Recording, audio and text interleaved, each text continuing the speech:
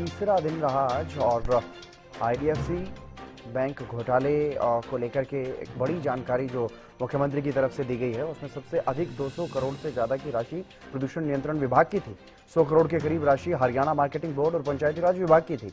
ये अलग अलग जो डिपार्टमेंट्स का पैसा था, सरकार ने 556 करोड़ की राशि बैंक से वापस हासिल कर ली है। सीएम नायब सैनी ने इस बारे में सदन में जानकारी दी। विधानसभा में मुख्यमंत्री ने खुद बताया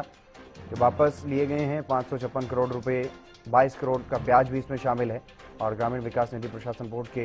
49 करोड़ से ज़्यादा पैसे इसमें थे। आईडीएफसी बैंक घोटाला मामले में ये बड़ा एक्शन हुआ है, बड़ी कार्रवाई की गई है, त्वरित कार्रवाई की गई है। महज 24 घंटे के भीतर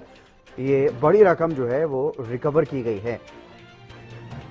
और मुख्यमंत्री नायब सैनी साफ तौर पर यह कहते हुए नजर आए कि 2 करोड़ 80 लाख लोगों का पैसा है और इसकी तरफ कोई आंख उठा करके भी नहीं देख सकता। सरकार पूरी तरह से सतर्क है, सजग है, अलर्ट है और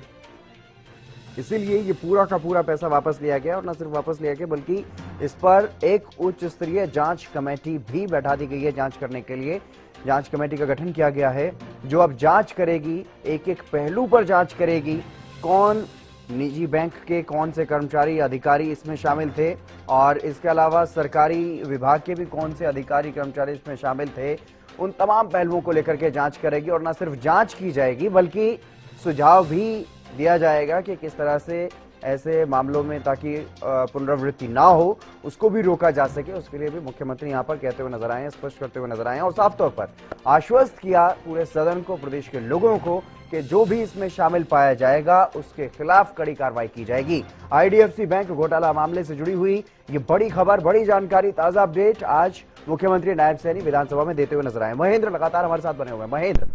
इस पूरे मामले को लेकर के मुख्यमंत्री नायब सैनी ने जिस तरह से सदन में कल भी ये मुद्दा उठा, उससे पहले भी सदन के बाहर भी ये मुद्दा उठता रहा है, आज भी इस मुद्दे को सुबह उठाया गया। आईडीएफसी बैंक में जो घोटाला हुआ उस पर सदन में जब मुख्यमंत्री ने इस बारे में जानकारी दी और बताया कि महज 24 घंटे में त्वरित कार्रवाई की गई है, पूरा पैसा रिकवर कर लिया गया है, जांच कमेटी का भी गठन कर दिया गया है और क्या कुछ ज्यादा जानकारी मुख्यमंत्री साझा करते हुए नजर आए? बिल्कुल हितेंद्र, देखिए जिस तरह से ये मामला सामने आया था तो अपने आप में एक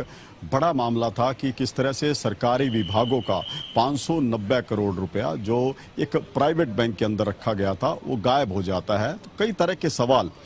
वो सत्ता पक्ष की तरफ से भी आए थे, विपक्ष की तरफ से भी आए थे, लेकिन आज जब मुख्यमंत्री ने सदन के बीच इस मामले को लेकर जो स्पष्टीकरण दिया है वो बेहद साफ है कि किस तरह से सरकार ने 24 घंटे के भीतर इस मामले में त्वरित कार्रवाई की है। न सिर्फ सरकारी विभागों का पैसा वापस आया, करीब 556 करोड़ रुपए की राशि बताई जा रही है, इसमें 22 करोड़ रुपए ब्याज की राशि भी शामिल है जो बैंक से वापस ले ली गई है। लेकिन इसमें देखने वाली बात यही है कि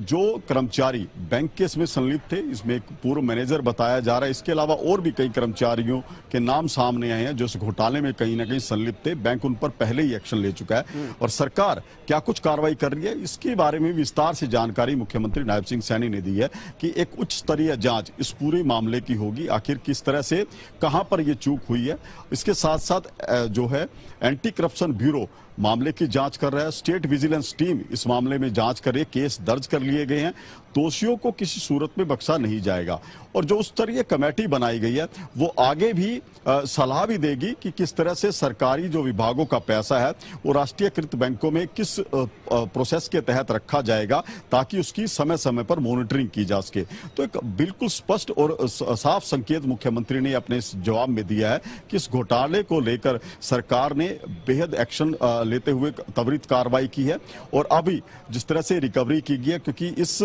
पूरे मामले में जो सामने आया कि आईडीएफसी बैंक उसके अंदर सबसे ज्यादा जो पैसा था वो प्रदूषण नियंत्रण विभाग का था, करीब 200 करोड़ से ज्यादा की राशि बताई जा रही है। इसके अलावा पंचायती राज विभाग का पैसा था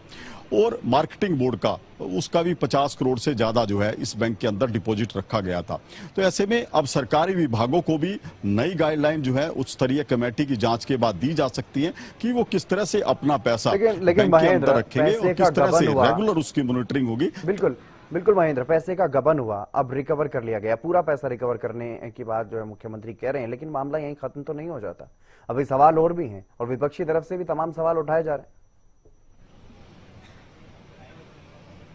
बिल्कुल, देखिए सवाल कई तरह के सवाल हैं कि जिस तरह से अभी हमारी कांग्रेस विधायक गीता भुक्कल से बात हुई थी, उन्होंने कहा कि ये अच्छी बात है कि सरकार ने इसमें एक्शन लिया, सरकार का पैसा वापस आया, लेकिन सवाल ये कि आखिर ये गड़बड़ी क्यों हुई, किस स्तर पर लापरवाही बरती गई और एक ही बैंक के अंदर इतने विभागों का पैसा क्यों डिपॉजिट कराया गया, आखिर इसके पीछे क्या वजह है, क्या अधिकारियों की जो अनुशंसा थी इस बैंक के प्रति, उनके पीछे क्या कुछ कारण थे, वो स्पष्ट होने चाहिए। क्योंकि पहले दिन से बात सामने आई थी कि अधिकारियों के कहने पर इस बैंक में जो है पैसा ट्रांसफर किया, खाते खोले गए। और जहां तक सरकार की बात है, सरकार ने इस मामले को 18 फरवरी से पहले ही संज्ञान लेना शुरू कर दिया गया था, क्योंकि 18 फरवरी को इस बैंक को सरकार ने डी पैनल कर दिया था, जैसा मुख्यमंत्री ने सदन में जानकारी दी है। यानी कि सरकार को पहले से ही ये जानकारी लग चुकी थी कि किस तरह से सरकारी पैसे का गबन किया जा रहा है, सरकारी पैसे का हेरफेर करके सरकार को, बैंक को चूना लगाया जा रहा है। लेकिन समय रहते जिस तरह से कार्रवाई हुई है, उसकी सराहना कहीं ना कहीं विपक्ष ने भी किया। गीता भुक्कल ने कहा कि अच्छी बात है कि सरकार का जो पैसा था वो वापस लौटा दिया गया। ठीक है महेंद्र, आप बने रहिएगा। इसी बीच शुरू कर लेते हैं एक और बड़ी खबर सामने आ रही है।